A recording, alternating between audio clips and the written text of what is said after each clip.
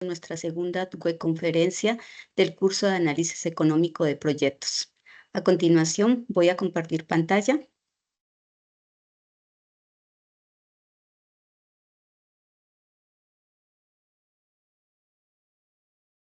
¿Me confirmas, por favor, si estás viendo mi pantalla, Flor?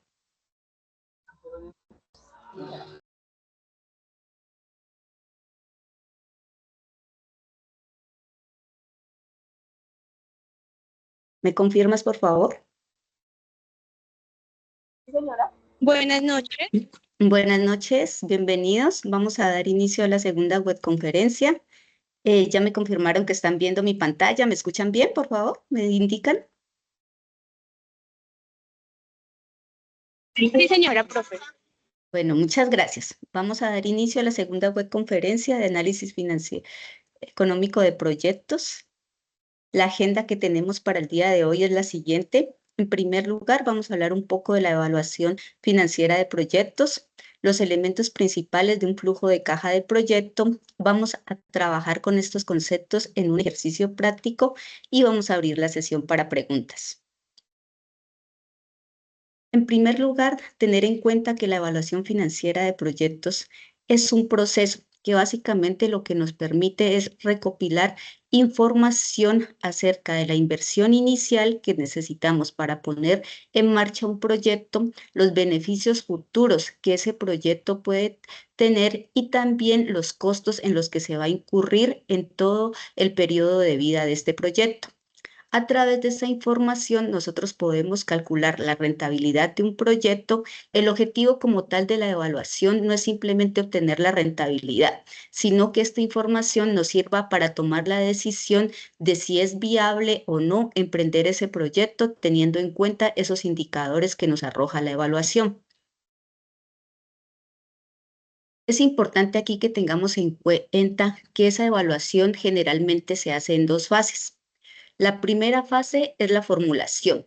Aquí es cuando se hace principalmente la recopilación de información a través de estudios iniciales, estudios de mercado, que lo que nos permiten es conocer cuál sería la demanda de ese producto, de ese servicio en el que va a incurrir nuestro proyecto. También el análisis técnico para poder conocer qué elementos de tecnología, maquinaria, instalaciones necesitamos para poner en marcha el proyecto, el componente administrativo y también el componente financiero que nos indica cuestiones como las tasas de interés, si va a ser necesario pedir préstamos, cuáles van a ser las formas como se va a financiar ese proyecto. Con esta información empezamos la segunda fase, que es la evaluación financiera. Esa evaluación financiera básicamente lo que busca es evaluar la viabilidad del proyecto teniendo en cuenta la rentabilidad. Y para esto construimos ese flujo de caja que nos permite obtener la información o mejor sistematizar la información acerca de la inversión inicial que necesitamos hacer, de todos los ingresos y egresos que van a haber en el periodo de operación del proyecto y también al finalizar ese proyecto, al terminar la vida útil, si va a haber algún recurso de rescate. Hay por lo menos 6 elementos importantes a tener en cuenta en la construcción del flujo de caja. El primero de ellos es la inversión inicial del proyecto. ¿Qué es lo que necesitamos para poder poner en marcha esa operación? Segundo, los ingresos y egresos reales de efectivo que va a tener el proyecto. Aquí empezamos a ver una cuestión muy importante que hay que tener en cuenta. En el flujo de cajas se establecen ingresos y egresos reales, cuando de verdad sale efectivo, sale dinero de las cuentas del proyecto, no solamente cuando se causan estas cuentas. Vamos a profundizar en esto más adelante. En tercer lugar, hay que tener en cuenta también la depreciación y la amortización, la depreciación de los activos tangibles y la amortización que está relacionada con la amortización, como su nombre lo indica, de activos intangibles. En cuarto lugar, es importante tener en cuenta también los impuestos causados y pagados, y esto se relaciona con lo que les acababa de mencionar anteriormente, de que en el flujo de caja lo que se tiene en cuenta son las salidas y entradas efectivas de dinero, no solamente las que se causan. El quinto, tener en cuenta esas inversiones adicionales que se causan en la operación del proyecto. Por ejemplo, si se compran nuevas máquinas, si se reemplaza una máquina, si hay que comprar otros elementos que sean necesarios para que el proyecto siga en operación. Y sexto, el valor de rescate del proyecto, que es la suma de esos valores comerciales que nos quedan de los activos y del capital de trabajo. Antes de entrar a ver en detalle cada uno de estos 6 elementos, es importante tener en cuenta algunas consideraciones que son importantes para la construcción del flujo de caja. En primer lugar, como lo hablábamos anteriormente, aquí se tienen en cuenta ingresos y egresos reales. No se habla de contabilidad de causación, cuando se causa el gasto no, sino cuando efectivamente se paga. Un ejemplo muy claro de esto son los impuestos. Los impuestos los causamos, por ejemplo, ahora en el año 2025, pero el pago de los impuestos lo vamos a hacer realmente en el año 26 y así sucesivamente. También hay que tener en cuenta las cuestiones de horizonte de evaluación y la vida útil del proyecto. La vida útil del proyecto es todo ese tiempo en el que se espera que el proyecto esté en operación, mientras el horizonte de evaluación es ese segmento de la vida útil en el cual vamos a evaluar financieramente el proyecto. Aquí hay que tener en cuenta que para proyectos que se espera que sean de largo plazo, más o menos se espera que la evaluación se haga con un periodo de 8 a 10 años. Para proyectos que son más cortos, digamos máximo unos 10 años, lo ideal es que la evaluación se haga con todo el periodo de vida útil del proyecto. También es importante aquí tener en cuenta el uso de qué precios se va a requerir para los cálculos del flujo de caja. Esa es una de las preguntas que ustedes tienen ahora en la guía de aprendizaje, si es más conveniente usar precios corrientes o precios constantes para construir los flujos de caja. Aquí se viene cierto que todavía los autores y las personas expertas en estas cuestiones tienen una discusión que todavía no se ha cerrado. La mayoría confluyen en que lo más acertado es usar precios corrientes para hacer la construcción de estos flujos. Estos precios son los que consideran la inflación y que aquí se tiene que tener en cuenta esa tasa de inflación, o sea, usar precios corrientes, tanto para calcular los ingresos, pero también para calcular los egresos que vamos a tener en cuenta en nuestro flujo de caja. No podemos calcular precios corrientes con nuestros ingresos y los egresos dejarlos a precios constantes, porque ahí sí estaríamos incurriendo en un error en el flujo de caja y nos van a dar unos indicadores que van a ser errados.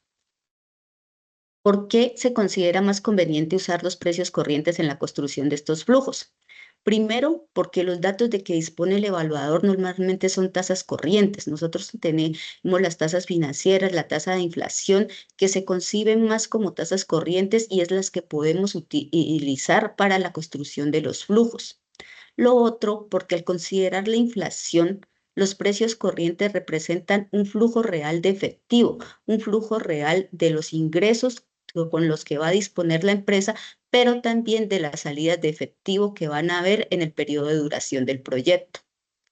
En tercer lugar, este tipo de costos facilitan la comparación con los precios reales del mercado porque estos normalmente también van a tener en cuenta el componente inflacionario. Y también los costos corrientes permiten calcular con mayor precisión las necesidades de capital de trabajo, los pagos de impuestos y el pago de deuda que se va a tener que hacer en el marco del desarrollo del proyecto. Otra cuestión aquí que es importante tener en cuenta es que por lo menos existen dos flujos de caja, el del proyecto y el del inversionista. ¿En qué se diferencian estos flujos de caja? El flujo de caja del proyecto se hace para todo el proyecto sin discriminar de qué fuente vienen los recursos, si son solamente de un inversionista, si hay deuda de bancos que estén haciendo los préstamos, mientras que cuando se hace el flujo del inversionista solamente se consideran las aportaciones que el inversionista está dispuesto a hacer para poner en marcha este proyecto. Teniendo en cuenta estas consideraciones, vamos a empezar a profundizar un poco en cada uno de los 6 factores que son elementales en la construcción del flujo de caja. Lo primero es la inversión inicial del proyecto. Aquí lo que se considera es todos esos recursos que es necesario tener listos para iniciar un proyecto. Generalmente cuando hablamos de activos fijos en esta parte, que pueden ser los terrenos, las edificaciones, las maquinarias y equipo que se necesiten para poner en marcha ese proyecto. También se considera en esta inversión en el inicial los activos diferidos. Estos están relacionados, por ejemplo, con gastos de instalación y puesta en marcha. ¿Por qué se llaman activos diferidos? Porque son gastos que se van a hacer precisamente en el momento inicial del proyecto, pero que van a ir generando algún beneficio a través de toda la vida útil del proyecto o por lo menos en un segmento de tiempo. Ejemplo de estos gastos diferidos, por ejemplo, si hay que pagar las licencias por uso de software, si hay que pagar pólizas de seguro para tener algunas maquinarias. Estos son algunos ejemplos de activos diferidos. Y el capital de trabajo, que también se considera un elemento fundamental dentro de la inversión inicial, hace referencia a tener un monto de dinero en específico que permita cubrir un plazo del inicio de la operación del proyecto.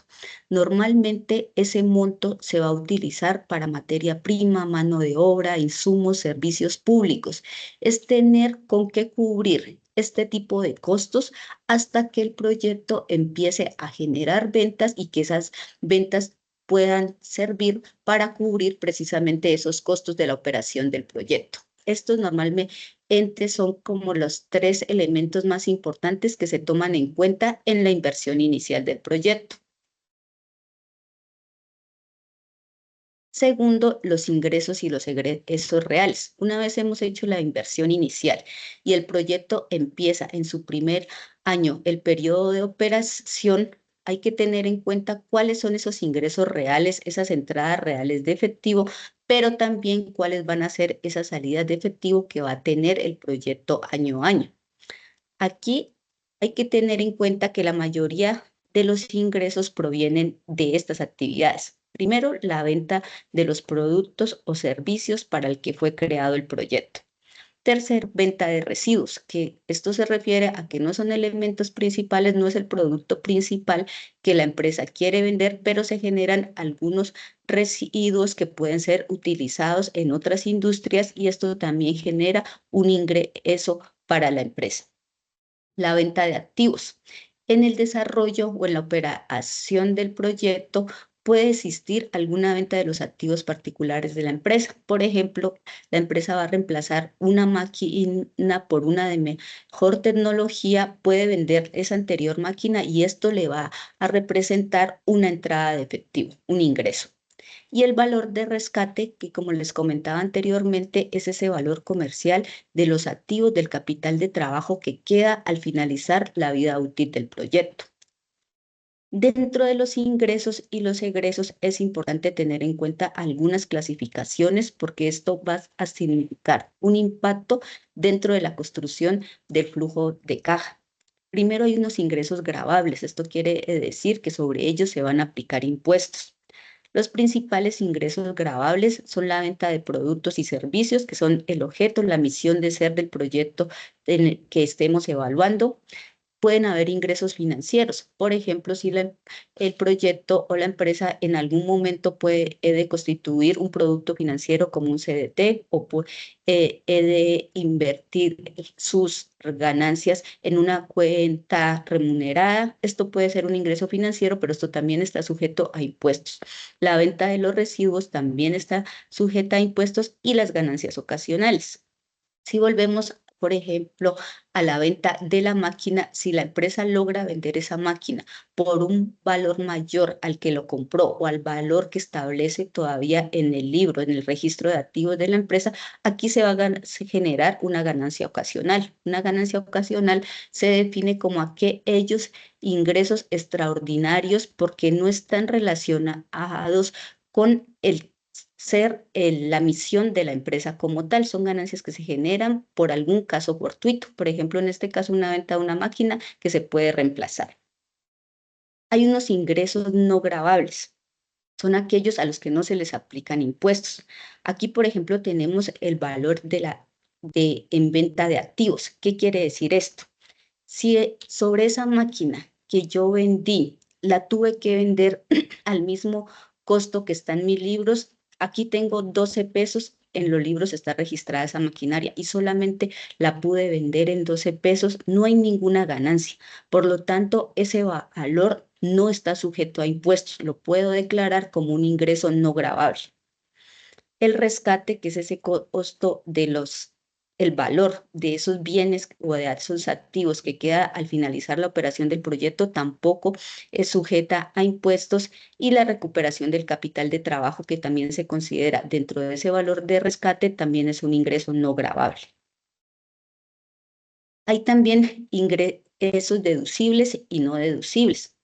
Los ingresos deducibles, es decir, sobre los que no se pueden presentar para no declarar estos impuestos, están los gastos de operación, los costos de producción, los gastos de mantenimiento, la administración, el mercadeo, la depreciación y la amortización. Es decir, que esto se pueden colocar para que podamos deducir esos impuestos que nos van a cobrar. Y los ingresos no deducibles, sobre los que no vamos a poder hacer nada para que no nos cobren más impuestos, está la inversión inicial, y si hay inversiones adicionales en la ejecución del proyecto, estas también van a ser de tipo no deducible. ¿Qué es importante tener aquí en cuenta cuando vamos a hacer la construcción del flujo de caja? Cuando vamos a llevar esos ingresos y esos egresos al flujo de caja, hay que tener en cuenta que eso va a estar pronosticado a un tiempo futuro. Por lo tanto, vamos a necesitar poner en práctica la fórmula de valor futuro para obtener esos costos, y que eso nos permita llegar a valores reales teniendo en cuenta la inflación, porque como lo indicamos anteriormente, vamos a estar utilizando precios corrientes que sí están afectados por la inflación. La depreciación y la amortización también son elementos fundamentales dentro de la construcción de los flujos de trabajo. La depreciación, como su nombre lo indica, lo que busca es reflejar esa pérdida de valor o ese desgaste que va obteniendo una maquinaria o equipo. Se aplica para activos más tangibles. Esencialmente para las maquinarias, equipos, también pueden estar los muebles y algunos enseres. Esta depreciación se registra en el flujo de caja del proyecto como gastos deducibles para determinar los impuestos. Los podemos deducir de nuestra declaración para generar una menor cuantía de impuestos a pagar. Normalmente la depreciación se hace a través del método de línea. Esto quiere decir que se calcula un mismo valor durante la vida útil de las maquinarias o equipos. Generalmente en Colombia se consideran 10 años de depreciación para la maquinaria y equipo. Por ejemplo, si tenemos una maquinaria y equipos que están evaluadas en 500 millones y la vida útil es de 10 años, para encontrar el monto de la depreciación anual, vamos a dividir ese monto total sobre el número de años para obtener ese precio. La amortización tiene una lógica similar a la depreciación, solamente que la diferencia radica en que se amortizan los activos diferidos, como por ejemplo los costos de capacitación y los activos intangibles, una patente que pueda tener la empresa, un registro de software. Esos costos también se pueden colocar como deducibles para no aumentar la cuantía de pagar impuestos, y su cálculo se hace de la misma forma que la depreciación. Primero hay que tener en cuenta también que la forma de colocar en el flujo de caja la depreciación y amortización tiene que tener un cuidado especial. Primero, estos se van a restar como un gasto para disminuir la utilidad antes de impuestos, pero luego después de calcular esa utilidad, los tenemos que volver a sumar porque si no lo hacemos sería como cargarle al proyecto una doble inversión. Eso es simplemente un cuidado matemático que hay que tener en cuenta ahí, de primero restarlos para evitar tantos impuestos, pero luego hay que volver a sumarlos para que el flujo de caja nos quede hecho de forma correcta. Los impuestos causados y pagados. Los impuestos que afectan de verdad el flujo de caja son los impuestos que se pagan y no los que se causan, porque como lo explicábamos anteriormente, estos impuestos no se van a pagar en el mismo año que se causan, sino que se van a pagar en los años siguientes. Por ejemplo, los impuestos pagados en el año 1 se van a pagar en el año 2 y así sucesivamente para los años siguientes. Como el flujo de caja lo que trata de mostrarnos es los ingresos y egresos reales de efectivo, es muy importante tener esto en cuenta para no colocar ese egreso en el mismo año de causación, sino en el año siguiente. Las inversiones adicionales. Normalmente, si un proyecto no ha calculado que van a aumentar ventas o que va a haber un cambio significativo en la demanda, y esto lo puede ver a través de los estudios de mercado, no se van a realizar inversiones adicionales. Normalmente lo que se espera es que si la empresa ve que el mercado puede variar, que la demanda puede mejorar, es cuando se espera que hayan inversiones adicionales importantes. Estas inversiones adicionales, como su nombre lo indica, se diferencian de las iniciales porque se hacen durante la vida útil del proyecto y normalmente se hacen para reemplazar activos o incrementar el capital del trabajo solamente si hay razones justificadas, como les indicaba anteriormente, un cambio importante en la demanda que lleve a la empresa a pensar que sí es bueno hacer estas inversiones adicionales porque se va a obtener un mejor ingreso. Finalmente, el valor de rescate de un proyecto. Este valor de rescate se define como la suma de los valores comerciales o de mercado de los activos de la empresa, pero tienen que estar corregidos por el efecto tributario, es decir, por cuántos impuestos hay que pagar, por ejemplo, si se vende alguno de esos activos.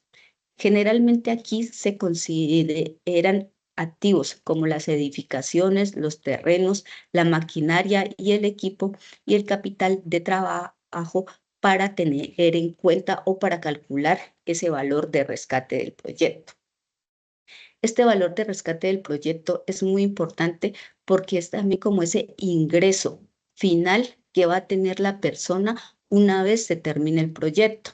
Si la persona dispone de este tipo de activos, puede venderlos y de esa manera se va a generar un ingreso real que hay que tenerlo en cuenta en el flujo de caja.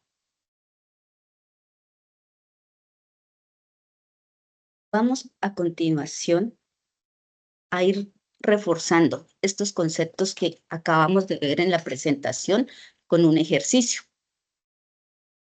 Vamos a evaluar un proyecto de una heladería con un periodo de 5 años. Es un proyecto que no requiere tanta infraestructura, por también su periodo de vida generalmente no es muy largo, por eso consideramos ese horizonte de tiempo en la evaluación.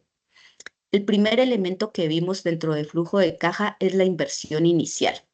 ¿Qué es lo que necesitamos tener listo antes de empezar la operación del proyecto? Aquí podemos decir que podemos necesitar un local que está evaluado en 50 millones de pesos, un capital de trabajo, que son esos recursos que necesitamos tener disponibles, listos para cubrir los costos de inicio del proyecto, como los insumos, la mano de obra, si hay que pagar por adelantado servicios públicos, la maquinaria y los equipos que son fundamentales dentro de la operación que quiera hacer este proyecto. Todos estos costos nos dan un valor total, en este caso 55 millones. Este es el valor que vamos a colocar en el año cero del proyecto y estaría nuestro flujo de caja. Entonces, ese valor que nos dio la inversión inicial se va a trasladar aquí al flujo neto de efectivo de ese año cero. Esa va a ser la inversión inicial y va a tener un signo negativo porque es una salida real de dinero. Segundo elemento, vamos a considerar los ingresos y egresos que va a tener la operación del proyecto. En primer lugar, el ingreso más importante se va a obtener a través de las ventas de los helados que estamos considerando. En este caso, para calcular esas ventas y teniendo en cuenta que estamos proyectando el horizonte de evaluación a 5 años, vamos a partir de un valor de un precio de producto inicial. Para este caso hemos definido 10.000 pesos. ¿De dónde proviene en ese precio? De los estudios de mercado que se hicieron en la primera fase de levantamiento de información en la evaluación. Ese valor va a ser el valor del año cero, porque proviene precisamente de información que estuvimos recopilando. Pero para calcular cuánto va a costar ese helado en los siguientes años de operación del proyecto, teniendo en cuenta que estamos manejando precios corrientes, hay que tener en cuenta la inflación. En este caso, tenemos una inflación pura aproximada de un 4% de acuerdo al promedio de la inflación en Colombia en los últimos 10 años. Y aquí me voy a detener un poco también en eso de qué es la inflación pura y qué son inflaciones específicas. Para calcular los precios corrientes, normalmente se deberían tener inflaciones específicas para cada producto y también para los elementos que representan costos dentro del proyecto.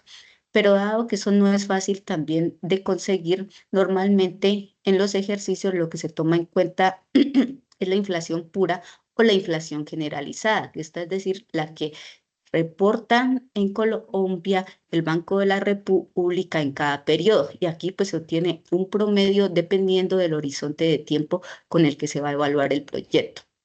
Entonces, esta tasa de inflación se va a tener en cuenta tanto para el incremento de los ingresos, pero también para el incremento de los costos que van a ocasionarse en la operación del proyecto. Hablábamos hace rato en la presentación de que teníamos que utilizar la fórmula de valor futuro, es decir, que este valor que está calculado en el año cero para los años siguientes lo tenemos que traer a precios futuros. Para esto, inicialmente en el año 1 solo vamos a multiplicar este valor por la inflación. Para el año 2, teniendo en cuenta la fórmula de valor futuro, vamos a tener que va a ser 1 más la inflación elevado a ese periodo de tiempo. Aquí ya sería para el segundo año. Para el año 3, este periodo pues va a cambiar a 3 y así sucesivamente para calcular el valor que se va a cobrar por ese producto durante el periodo de evaluación del proyecto. ¿Qué otro dato necesitamos aquí? Las ventas proyectadas. Para este caso, se ha estimado, de acuerdo al estudio de mercado, que las ventas no van a variar en ese periodo de 5 años. Vamos a tener una venta de 2.000 unidades durante todos los 5 años de evaluación del proyecto. Una vez tenemos estos dos datos, podemos calcular los ingresos que vamos a obtener por ventas en los años de operación del proyecto. Este sería el principal ingreso, pero también pueden existir otros ingresos como el caso de la venta de la maquinaria que les comentaba.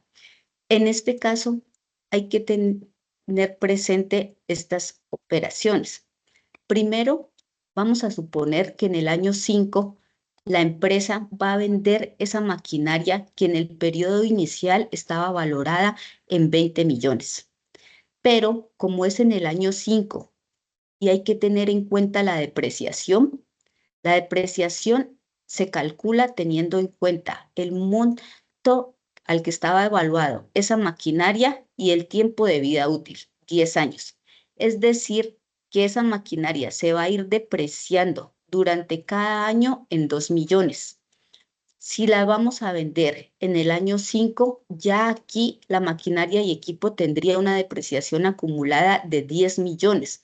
Por lo tanto, si restamos ese valor al que estaba evaluada inicialmente y la depreciación en que ya ha incurrido la maquinaria y equipo, lo que nos queda es un valor en libros de 10 millones.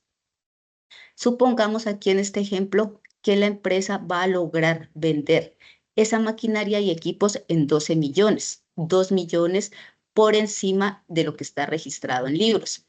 Por lo tanto, hay una ganancia ocasional. Esas ganancias que, como les indicaba anteriormente, no están relacionadas con el ejercicio habitual de la empresa. Esa ganancia ocasional no es deducible de impuestos, es decir, sí está grabada, por lo tanto tenemos que calcular los impuestos a una tasa determinada, que para este caso está en 35% para Colombia, y restar de esa venta ese valor de los impuestos. Por lo tanto, el valor de rescate o ese valor que finalmente se recibiría estaría en 11.300.000. Aquí volvamos a la parte de los otros ingresos. Entonces, esos 2 millones que tenemos de ganancia ocasional y como la operación se va a hacer en el año 5, este es el año al que lo llevamos.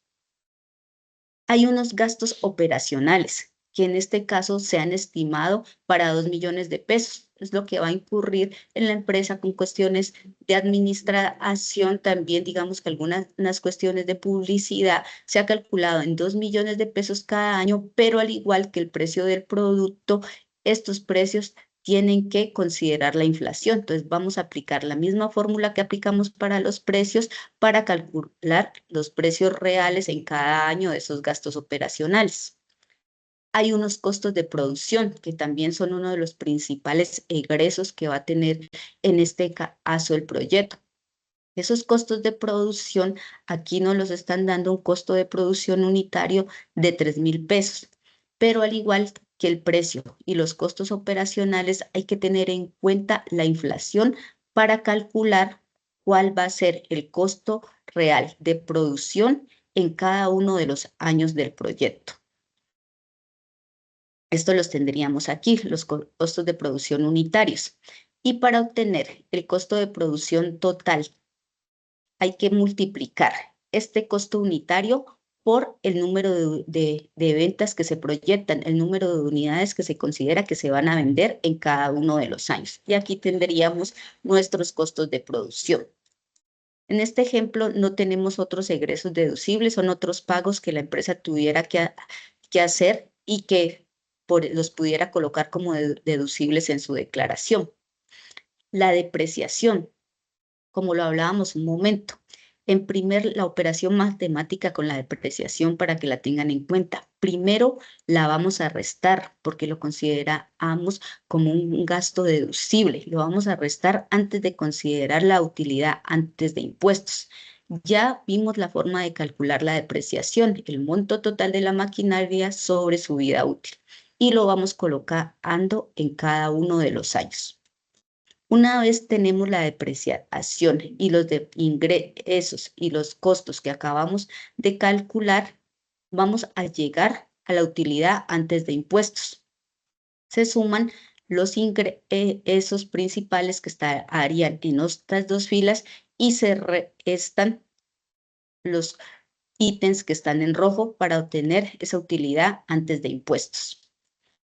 Luego vamos a calcular los impuestos que se causaron en cada uno de los periodos. Aquí están en negro, ustedes lo pueden mirar, porque como hablábamos, en el flujo no se tienen en cuenta para las ejecuciones reales de dinero la causación, sino que vamos a tener en cuenta de verdad es cuando los pagamos. Aquí podemos ver esto. En el año 1 se causaron impuestos de aproximadamente 2 millones de pesos. Esos impuestos, o sea, el pago efectivo de esos impuestos no se va a hacer en este año 1, sino que va a pasar al año 2.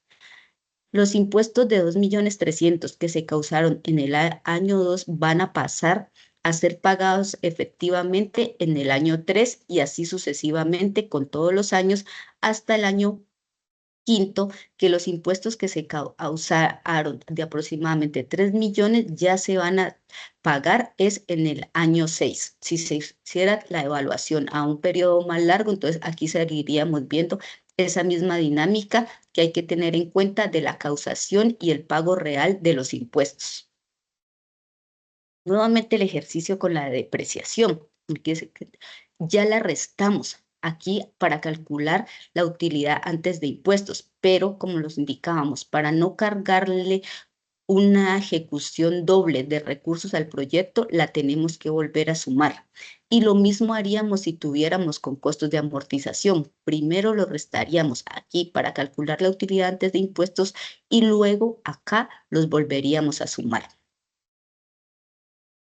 Finalmente, el valor de rescate del proyecto, que también es muy importante de tenerlo en cuenta. Les comentaba que este se calcula principalmente para los activos que le quedan finalmente a la empresa, al inversionista, una vez se finaliza el proyecto. Para calcular ese costo de rescate es importante tener en cuenta con qué información contamos en el caso o en el ejercicio que estemos planteando o también las expectativas, lo que se pudo investigar en los estudios previos para los casos reales. Para el valor de rescate, en este ejercicio se espera que el local que se está utilizando no cambie de valor, que se pueda vender en los mismos 50 millones de pesos. Con respecto al capital de trabajo, en este ejercicio se espera que se pueda recuperar el 100% del capital de trabajo, pero también hay que tener en cuenta aquí el componente inflacionario. Por lo tanto, ese valor inicial del capital de trabajo para calcular el valor de rescate, tenemos que tener en cuenta esa tasa de inflación que ya la habíamos calculado en un promedio de 4% y el periodo de ejecución de todo el proyecto. Este va a ser el periodo final, porque es en el año 5 cuando el periodo, el horizonte temporal que se ha tomado en este caso para evaluar el proyecto. Con respecto a la maquinaria y equipos, aquí también es importante tener en cuenta que se va a llevar el valor en libros y el valor real una vez se ha tenido en cuenta que esa maquinaria y equipos ya ha tenido un proceso de depreciación, es decir, cuánto del valor de esa maquinaria sigue estando ahí, sigue siendo real.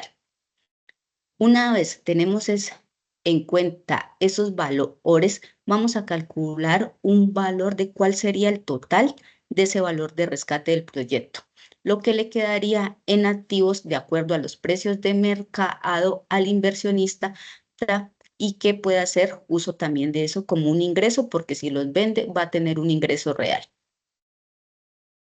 Este valor lo llevamos finalmente al año 5 para sumarlo. Para calcular finalmente los flujos de efectivo de los años diferentes al año 0, vamos a tener en cuenta que para el año 1 vamos a sumar la utilidad antes de impuestos y la depreciación. Como aquí no estamos todavía pagando impuestos, no hacemos la resta. Pero para los años siguientes sí vamos a tener en cuenta que vamos a la utilidad antes de impuestos, le tenemos que restar el pago efectivo de impuestos que se ha hecho y ahora sí sumar la depreciación para ir calculando cada uno de los flujos de efectivo de los años que vamos considerando. Esta parte es esencial para poder llegar al cálculo de los indicadores más conocidos para hacer la evaluación de los proyectos, el valor presentemente y la tasa interna de retorno. ¿Qué implica el valor presente neto? Básicamente es traer a precios presentes todos estos flujos de efectivo que hemos calculado en el horizonte de evaluación del proyecto. Si este valor, como en este caso, nos da un valor positivo, es una señal de que el proyecto puede ser rentable y por lo tanto, teniendo en cuenta otras consideraciones, el inversionista puede tomar la decisión de si invertir en ese proyecto. Y la tasa interna de retorno precisamente es esa tasa, como ese número mágico que nos trae a cero estos flujos de efectivo. ¿Qué es importante debatir? Hacer la comparación de ¿Cuánto nos dio esta tasa interna de retorno con la tasa de oportunidad del inversionista? Que para este caso estaba calculada en un 11%, que era lo que esperaba obtener de rentabilidad sobre sus inversiones. Como la TIR nos dio superior a este 11%, pues también podríamos decir que teniendo en cuenta un valor presente negativo y una TIR mayor a la tasa de oportunidad del inversionista, se puede tomar la decisión de invertir en este proyecto, de llevarlo a operación. Cuestiones también que es importante tener en cuenta, por ejemplo, en la venta de activos, como vimos aquí en este ejercicio. Aquí tuvimos una ganancia ocasional. Esta ganancia ocasional es decir, la diferencia entre el precio al que finalmente se vendió y el valor en libros. Reitero, estos 2 millones los vamos a llevar aquí a los otros ingresos gravables. Pero el valor en libros, mírenlo acá, no lo llevamos ahí, sino que lo llevamos al valor de rescate. En caso de que no hubiéramos podido vender esa maquinaria en 12 millones, sino que solamente hubiéramos podido vender en los mismos 10 millones, entonces no habría ninguna ganancia ocasional y todos esos 10 millones los llevaríamos acá a otros ingresos no gravables, haciendo parte del el valor de rescate del proyecto. Esto es lo que quería compartir con ustedes, son los fundamentos del ejercicio que están realizando en la fase 2 para la construcción de los flujos de caja, el análisis que tienen en las preguntas orientadoras y también del ejercicio que tienen en esta fase. Ahora sí, por favor, abro el espacio de preguntas. Muchas gracias. Voy a dejar de compartir para poder ver quién está alzando la mano.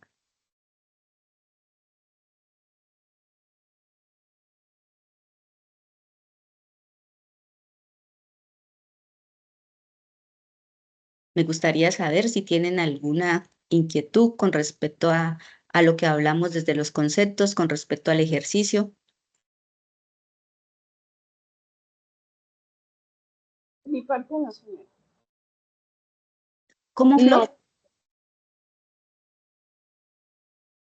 No, señora, de mi parte no. Bueno, muchas gracias. Yo sí tengo una duda. Sí, Ingrid. Sí, señora, buenas noches. Buenas noches. ¿La depreciación solo se hace para el tema de maquinaria y equipo? O sea, ¿es únicamente para eso? Principalmente para maquinaria y equipo. Para los terrenos no se deprecian. Ok. Listo, gracias. De nada. Y la amortización, como les comentaba, es más para bienes intangibles, ¿cierto? Entonces, es una capacitación en la que una empresa invierte, se puede amortizar, es decir, su costo se puede dividir en los años en el horizonte en el que se va a evaluar el proyecto. También los costos de una patente, o tener una patente que se considera también un activo intangible, también se pueden amortizar para descontar esto de la carga impositiva.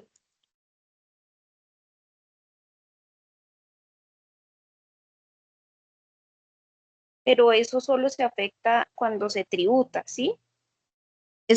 Claro, es precisamente para evitar la tanta tributación, tanto pago de impuestos. Estos son Ok. costos deducibles, ajá. Entonces tú tienes amortización y depreciación.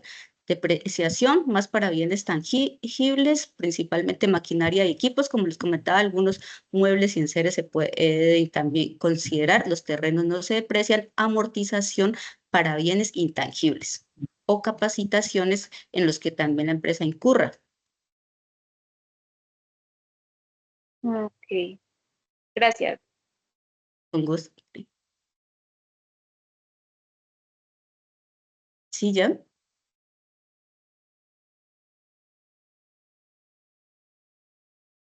Profe, buenas noches. Buenas noches. Tengo una pregunta al respecto. En el caso de proyectos que requieren o hay costos por desmontaje, esos costos A ver, me explico. Una venta de activo, pero el activo, pues voy a poner ejemplo, es una grúa y la grúa tiene costos de desmontaje. Esos costos esos, de hecho, hablando en términos contables, ¿a dónde llevo ese gasto, ese costo? Costos de desmontaje, pero la grúa está dentro de la operación principal de la empresa. Señora, ¿La grúa hace parte de la operación principal de la empresa? sí, sería para en objeto al proyecto, ¿no? Digamos, si yo estoy Se haciendo, requiere. ¿Ah? digamos, mi proyecto, supongamos que el proyecto va a ser una mejora tecnológica en X empresa. Ujú, Y sucede que esa mejora o el nuevo equipo o el nuevo proyecto requiere que se desmonte un equipo que está actualmente instalado. ujú. Entonces el equipo se requiere desmontar para poder operar, poner en marcha los nuevos. Entonces, Estarían esos en dos costos de proyectos. operación también, porque Ok, si se requiere, están en costos de operación, entonces estarían también, son costos deducibles porque entrarían dentro de los costos de operación. creí que lo llevaba a depreciaciones de pronto, que lo mataba. Porque en ese caso, porque cuando tú desmontas, o sea, es una actividad que vas a hacer en un momento como tal, Ok, ¿cierto? La depreciación se considera más es por ese desgaste que tiene la maquinaria y el equipo sí, y eso que sí. se puede considerar a un plazo más largo. Ok, ya entiendo, profe. Las, De na-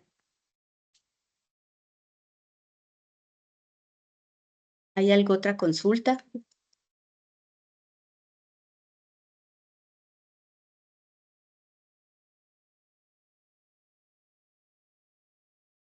¿No? Si no hay más preguntas por el momento, agradezco mucho su asistencia. El día de mañana estaré compartiendo la grabación en el campus virtual y a través de mensajería interna también. Muchas gracias y muy buenas noches. a usted, profe, muchas Gracias. gracias. Buenas noches. Gracias, hasta luego.